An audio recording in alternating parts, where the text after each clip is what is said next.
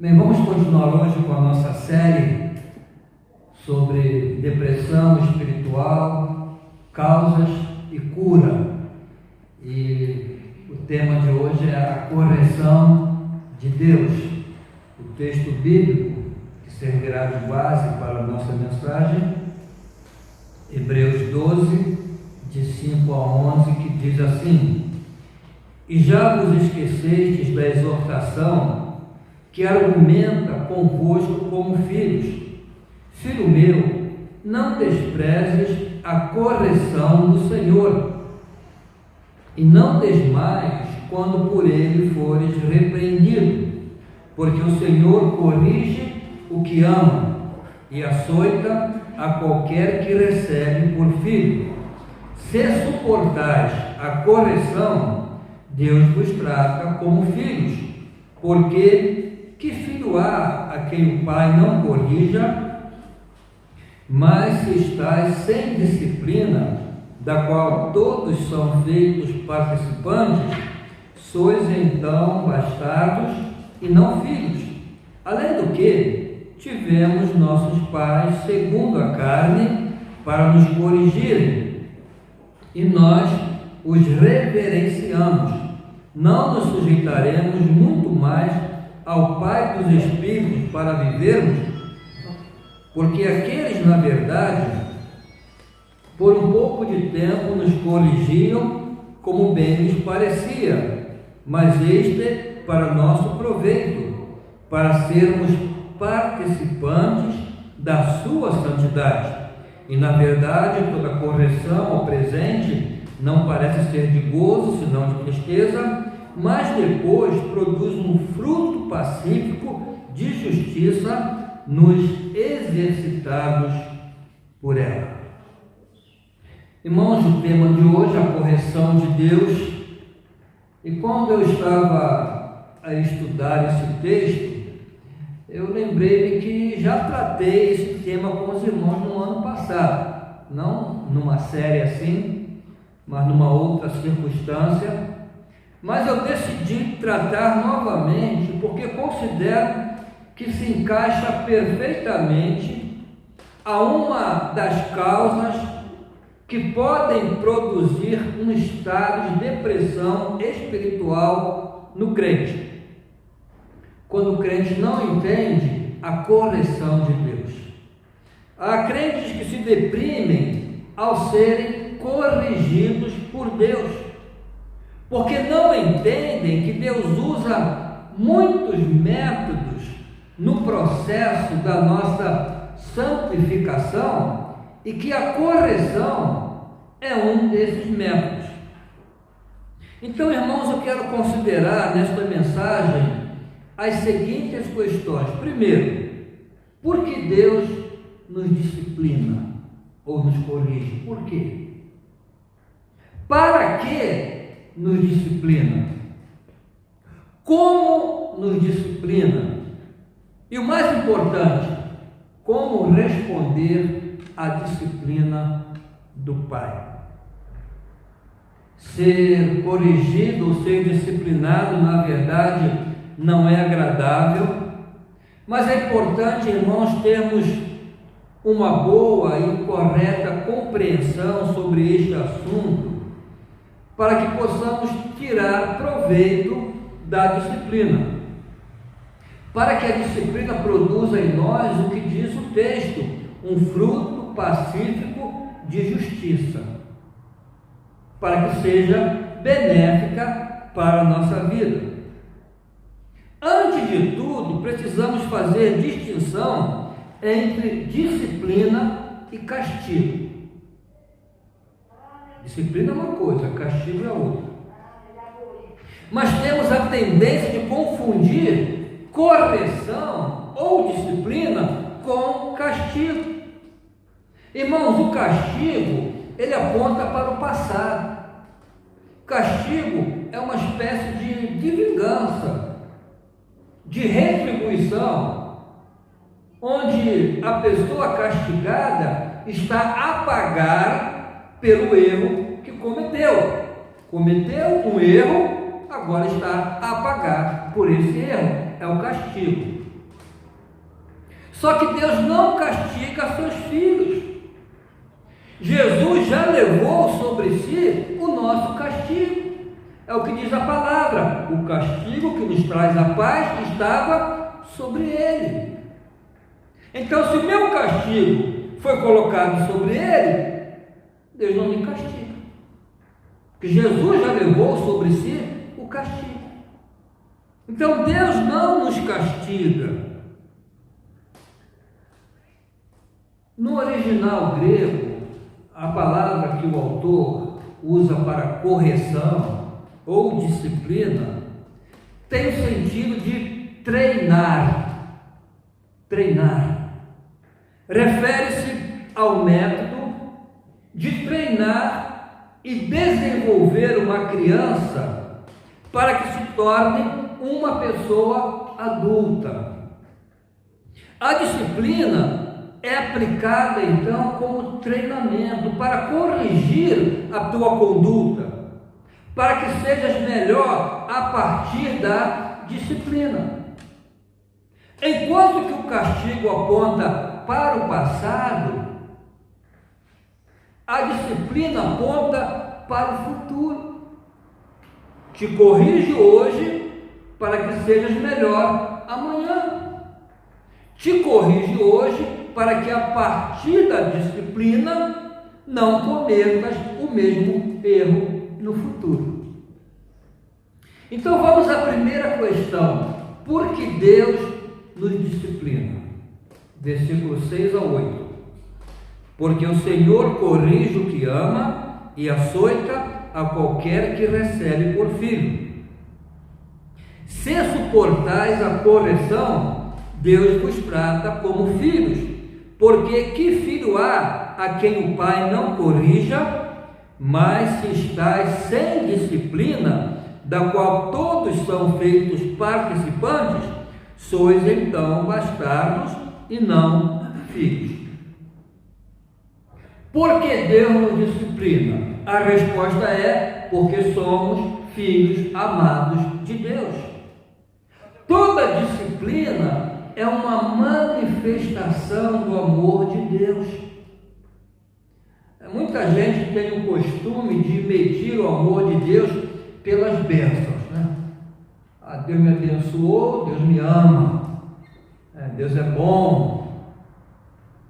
Certamente que as bênçãos são manifestações do amor de Deus. Mas devemos, irmãos, não só avaliar o amor pelas bênçãos, mas também pela disciplina. Porque o pai disciplina o filho que ama. O texto diz que a disciplina é manifestação do amor de Deus. É evidência de que realmente somos filhos de Deus.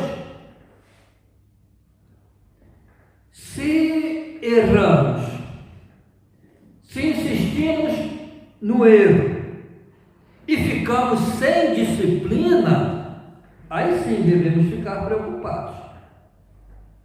Precisamos avaliar o nosso relacionamento com Deus, se realmente somos filhos, porque a palavra diz que quem está sem disciplina não é filho, é bastardo. Inclusive usa essa palavra dura, é bastardo. Se estáis sem disciplina, da qual todos são feitos participantes, sois então bastardos e não filhos. Então, dê graças a Deus quando Ele te disciplina, porque é uma evidência de que és filho de Deus. Ele nos corrige como um pai que ama e deseja o bem do seu filho. Observem o que Jesus diz em Apocalipse 3,19: eu repreendo e disciplino a todos quantos amo. Sê, pois, zeloso e arrepende-te. Eu disciplino porque amo. Então a disciplina é manifestação do amor de Deus. Somos disciplinados porque somos filhos amados de Deus. A segunda questão: para que nos disciplina? Versículo 10: porque aqueles, na verdade, por um pouco de tempo nos corrigiam como bem lhes parecia, está a referir-se a nossos pais, aqueles. Mas este, Deus, para nosso proveito, para sermos participantes da sua santidade. Irmãos, Deus tem um grande propósito na nossa vida. Como nosso Pai amado, Deus tem um propósito e objetivo final para seus filhos. O seu propósito é que passemos a eternidade com Ele na glória. E para isso é necessário submetermos ao processo da santificação, já que sem a santificação ninguém poderá estar com o Senhor. Hebreus 12:14. Segui a paz com todos e a santificação, sem a qual ninguém verá o Senhor. Por isso, a santificação é o principal objetivo de Deus para nós nesta vida. Paulo também fala sobre isso em 1 Tessalonicenses 4:3, porque esta é a vontade de Deus, a vossa santificação. Qual é a vontade de Deus para a minha vida? A vossa santificação. Essa é a vontade de Deus. Deus está mais interessado na nossa santidade do que na nossa felicidade neste mundo. Pode parecer chocante, né? Mas a felicidade nesse mundo é passageira. A santidade, não, ela produz frutos para a eternidade. E, irmãos, a verdade é que a verdadeira felicidade é resultado da santificação. Os homens mais felizes do mundo foram os mais santos. Podem ter certeza disso. Por isso, Deus, em seu grande amor por nós, está decidido a levar-nos pelo caminho da santificação e emprega muitos métodos diferentes para atingir este fim. O principal método, claro, é a palavra, a Bíblia. Por isso Deus nos deu a sua palavra como principal instrumento. Lá em João 17, na sua oração sacerdotal, Jesus revela que a palavra é o principal método de Deus para a nossa santificação. Quando ele ora, santifica-os na verdade, a tua palavra é a verdade. Santifica-os na verdade. A tua palavra é a verdade. O salmista, no Salmo 119, também revela a importância da palavra de Deus para que vivamos em santidade. Guardei no coração a tua palavra, para não pecar contra ti. Através da aplicação da palavra em nossa vida, Deus procura livrar-nos do pecado e santificar-nos. Através da palavra, Deus nos dá instruções valiosas para uma vida santa. Ensina que devemos amá-lo sobre todas as coisas e ao próximo como a nós mesmos. Que devemos evitar o orgulho, o egoísmo.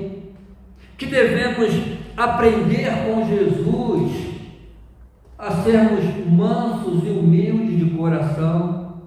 Através da palavra, Deus ensina que devemos deixar todo embaraço e o pecado que bem de perto nos rodeia, inclusive é o tema de Hebreus 12, que devemos seguir com perseverança a nossa carreira, que precisamos produzir as virtudes encontradas no fruto do Espírito: amor, paz, bondade, benignidade, fidelidade, mansidão, domínio próprio, para que sejamos cada vez mais parecidos com Jesus. Então Deus nos dá a sua palavra para nossa instrução, correção e santificação. Como diz Paulo a Timóteo, toda a Escritura é inspirada por Deus e proveitosa para ministrar a verdade, para repreender o mal, para corrigir os erros e para ensinar a maneira certa de viver. Eu gostei muito dessa versão, dessa tradução da Bíblia King James, que é uma Bíblia inglesa, a tradução do grego para o inglês, e aqui foi traduzido para o português. Para corrigir os erros e para ensinar a maneira certa de viver. É para isso que Deus nos deu toda a Escritura. Então, o grande método de Deus para a nossa santificação é dar-nos instruções através das grandes doutrinas e dos princípios ensinados na Bíblia.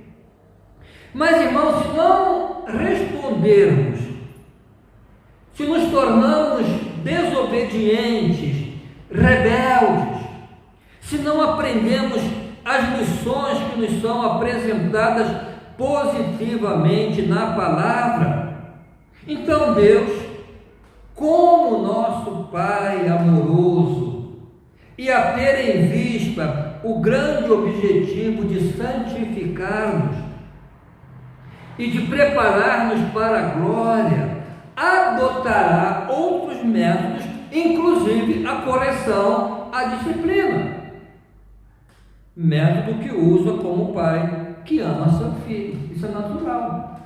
Meus filhos pequenos, eu sempre dei prioridade à palavra. Chamá-los, conversar, advertir, não faça isso, cuidado com isso. Quando não obedecia a palavra, aí eu estava com a vara, que era um bom método que aprendi com a minha mãe. Eu apanhava todo dia. Todo dia minha mãe. Uma vez eu me lembro que eu estava a dormir, minha mãe foi na igreja num culto de quarta-feira. Eu estava na cama já dormindo. Quando ela chegou em casa, já com a vara na mão, já acordei, despertei e apanhando. Até hoje eu não sei porquê daquela surra. Alguma coisa ela ouviu na igreja, né? Alguma coisa ela ouviu. E minha mãe já está no céu, e nunca perguntei por que me bateu, e até hoje eu não sei. Então é para o nosso bem que Ele nos disciplina, para nosso proveito, para sermos participantes da sua santidade. O salmista, no Salmo 119, ele teve essa mesma percepção, mesma compreensão, e por isso ele foi capaz de reconhecer o valor da disciplina de Deus. Aí ele diz: antes de ser afligido, andava errado, mas agora guarda a tua palavra. Foi-me bom ter eu passado pela aflição, para que aprendesse os teus decretos. Foi bom. Doeu, mas foi bom. Então, irmãos, Deus nos corrige primeiro porque nos ama. E para quê? Para o nosso bem. É bom para nós. A terceira questão: como Deus disciplina seus filhos? De que maneira? Ele o faz especialmente através das circunstâncias.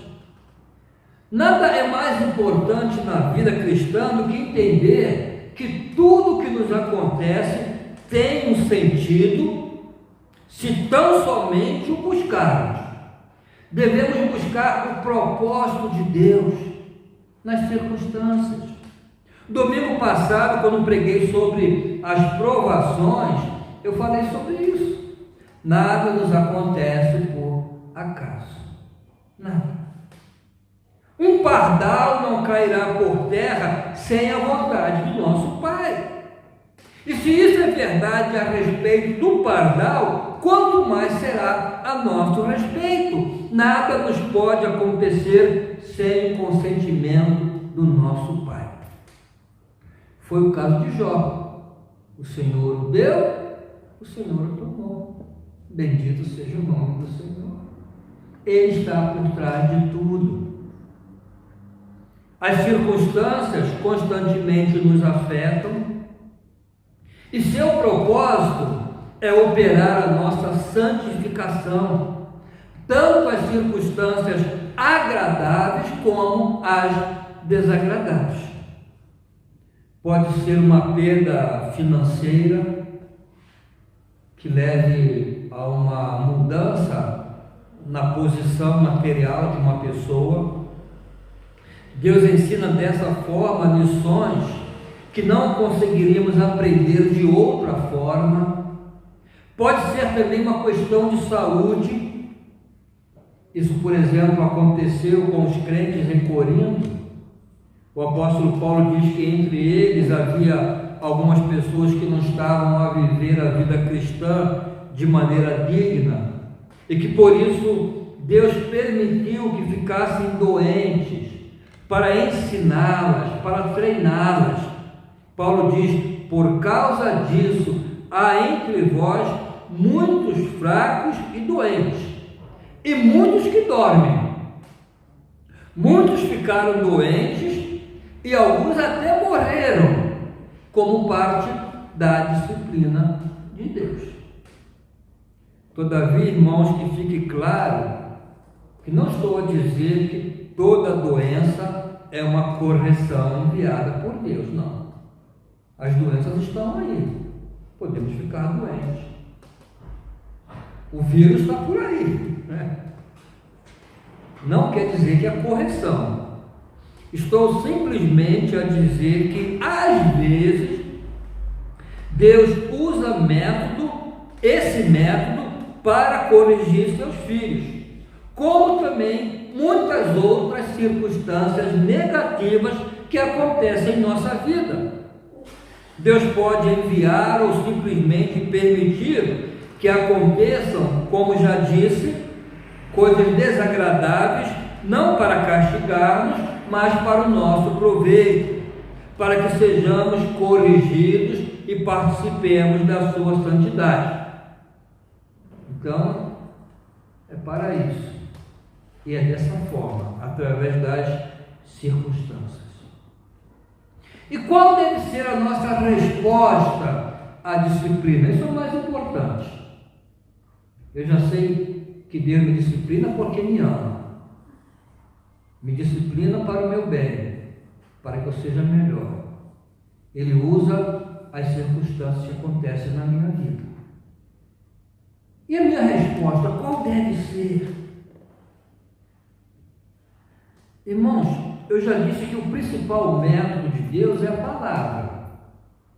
Mas eu tenho que aplicar a palavra à minha vida. Porque se eu não aplico a palavra à minha vida, é inútil. O mesmo acontece com a disciplina. Eu tenho que aprender a aplicar a disciplina à minha vida e permitir ser corrigido por ela. Eu preciso reconhecer a disciplina como parte da obra de Deus em mim e aplicá-la à minha vida. O argumento do autor é que somente recebemos algum benefício da correção quando entendemos o ensino e o aplicamos de maneira correta à nossa vida. Há pessoas que encaram e reagem à correção de uma maneira errada e isso não lhes é benéfico. Eu já disse que a correção pode vir de várias maneiras, pode vir através de uma perda financeira, pode vir através de algo que nos abata e nos deixe perturbados, pode vir mediante um desapontamento, alguma frustração ou decepção pessoal, pode vir por meio de doença.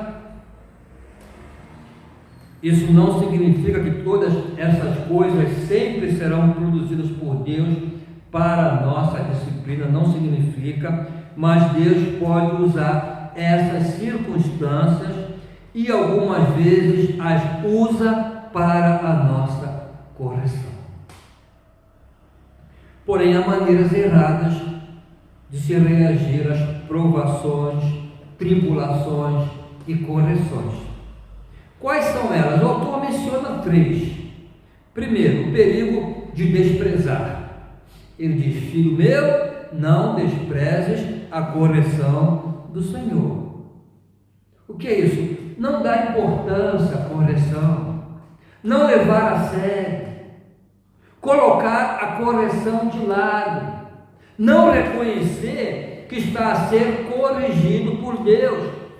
Deus nos está a corrigir, mas a pessoa não aceita que precisa ser corrigida e prefere fingir que está tudo bem.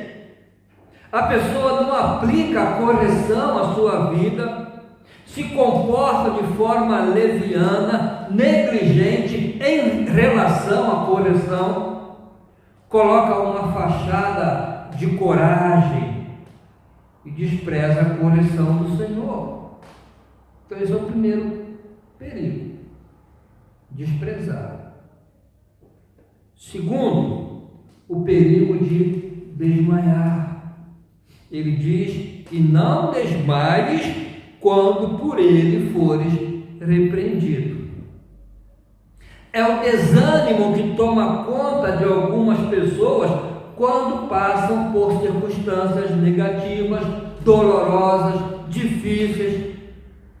Essas pessoas entraram para a vida cristã com o pensamento de que nunca teriam problema algum, agora que são filhos de Deus, a vida seria só bênção, ou bênção. Então, quando vem a tribulação, a pessoa perde a esperança, perde a fé, pensa que Deus não está a ser justo com ela, e alguns até desistem da vida cristã por acharem que não vale a pena continuar. Eu já vi gente assim, eu já vi acontecer isso. Então, cuidado para não desmaiar, para não ficar desanimado. A terceira reação errada é mencionada no versículo 15, o perigo de ficar amargurado, tendo cuidado de que ninguém se prive da graça de Deus, e de que nenhuma raiz de amargura brotando vos perturbe, e por ela muitos se contaminam. Há pessoas que reagem às provações, testes e correções da vida a ficar amarguradas. É muito triste observar os efeitos das tribulações e provações na vida de certas pessoas. Eu tenho visto pessoas que antes de serem afligidas por infortúnios, por tribulações, por adversidades, pareciam muito amigáveis, simpáticas, mas quando tais coisas lhes aconteceram, tornaram-se amargas, egocêntricas e difíceis. Tais pessoas não podem ser ajudadas. A amargura entra em suas almas, aparece em seus rostos e até mesmo no seu comportamento. Se somos culpados de qualquer uma dessas três reações negativas, as coisas que nos acontecem não nos ajudarão. A disciplina não vai surtir efeito. Até mesmo as correções do Senhor não nos poderão ajudar se reagirmos de maneira negativa, se a ignoramos, se desmaiamos diante do seu peso, ou ficamos amargurados por causa delas. Não seremos beneficiados. Então, qual é a maneira correta? Lembram que o salmista disse: para mim, como foi bom ser corrigido, como foi bom. Ele reagiu de maneira correta. Qual é a maneira correta? O autor aos Hebreus diz: e já vos esquecestes da exortação que argumenta convosco como filhos? filho meu, não desprezes a correção do Senhor, e não desmaies quando por ele fores repreendido, porque o Senhor corrige o que ama e açoita a qualquer que recebe por filho. Aqui ele diz que devemos lembrar da exortação que argumenta. O que é isto? Está a referir-se às Escrituras que nos exortam. Naquela época eles tinham o Antigo Testamento. Hoje nós temos a Bíblia completa, e que está cheia de exortações, cheia de argumentos. O autor diz que essa palavra de exortação argumenta conosco. E qual é o argumento? Já foi dito.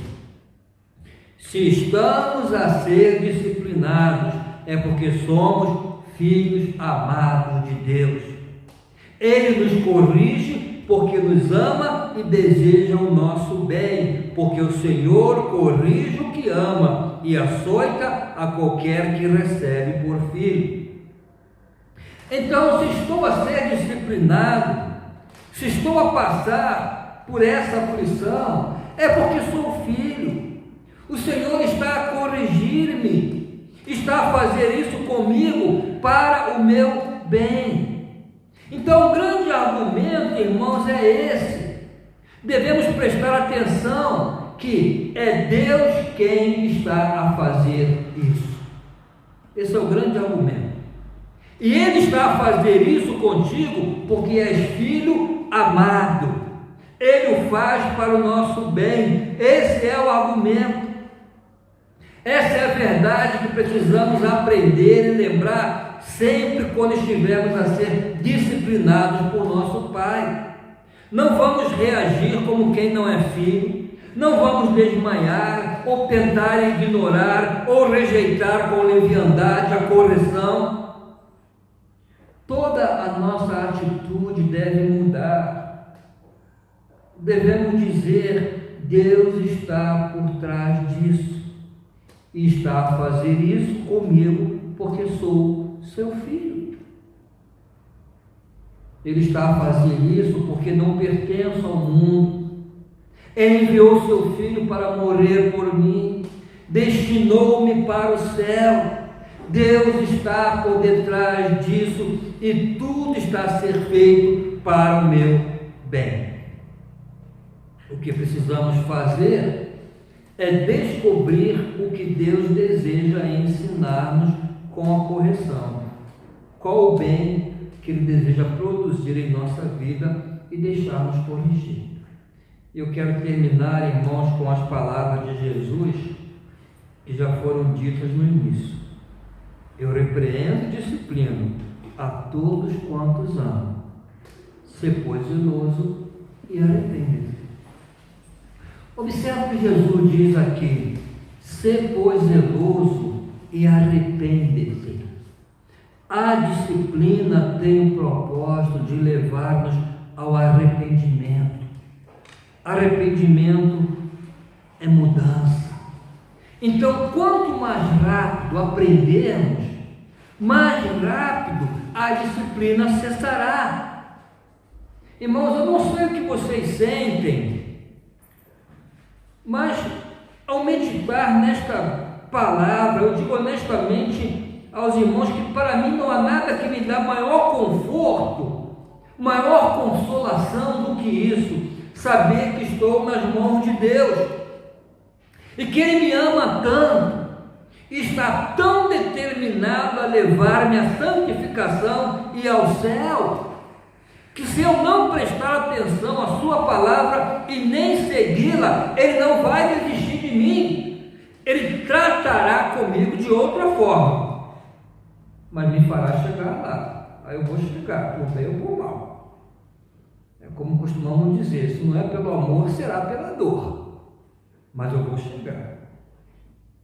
Em parte é alarmante, mas também glorioso. Nada nos separará do amor de Deus que está em Cristo Jesus, nosso Senhor. Então, bendito seja Deus que encarregou-se da nossa salvação, e do nosso aperfeiçoamento. Ele começou em nós uma boa obra e vai aperfeiçoá-la até o dia de Cristo. Esse Deus que nos ama tanto. Então, se a disciplina vier, aceita como prova de que és filho de Deus, que Ele te ama muito e está a trabalhar em tua vida para o teu bem. Faça o que Ele mandar, examina-te a ti mesmo, corrija o que tem que ser corrigido, custe o que custar, não importa qual seja a dor, e entra no gozo do